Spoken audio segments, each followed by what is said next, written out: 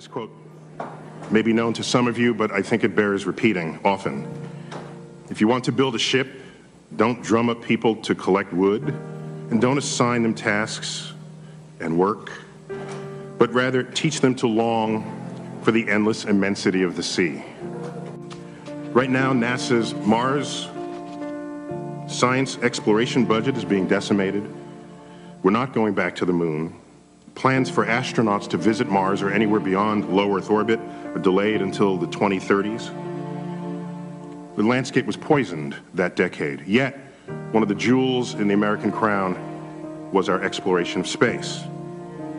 They are discoverers, and what inspired them? Ask them. Everyone to a person will tell you it was America's bold and visible investment in a space frontier. Now, I happen to know, and we all have had this experience, exploration of the unknown doesn't always make a priority for people. I can tell you, however, that audacious visions have the power to alter mind states, to change assumptions about what is possible. And when a nation allows itself to dream big, these dreams prevail in the citizens' ambitions. They energize the electorate. During the Apollo era, you didn't need government programs trying to convince people that doing science and engineering was good for the country. It was self-evident. And even those not formally trained in technical fields embraced what those fields meant to the collective national future. During that age of space exploration, any jobs that went overseas were the kind nobody really wanted anyway. Those that stayed in this country were the consequence of persistent streams of innovation that could not be outsourced because other nations couldn't yet figure out how to do what it was we were doing. In fact, most of the world's nations stood awestruck by our accomplishments. Fully funded missions to Mars and anywhere beyond low Earth orbit, commanded by astronauts who today would be in middle school,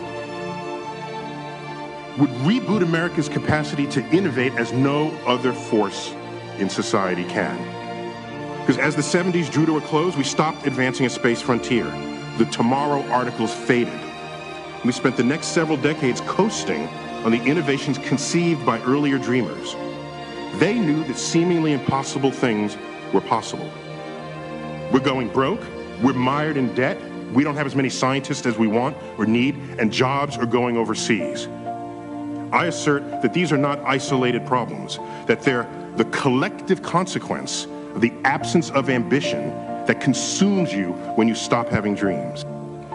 Epic space adventures plant seeds of economic growth because doing what's never been done before is intellectually seductive, whether or not we deem it practical.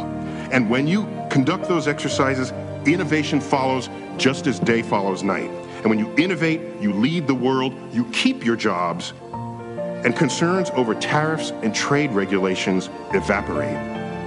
The call for this adventure would echo loudly across society and down the educational pipeline. At what cost? The spending portfolio of the United States currently allocates 50 times as much money to social programs and education than it does NASA. So the old argument, why are we spending money up there and not down here? We are spending money down here. Consider, however, that the half a penny budget that NASA receives, if you double it, twice that, as unthinkable that is to so many, I assert that we can transform the country from a sullen, dispirited nation, weary of economic struggle, to one where it has reclaimed its 20th century birthright to dream of tomorrow.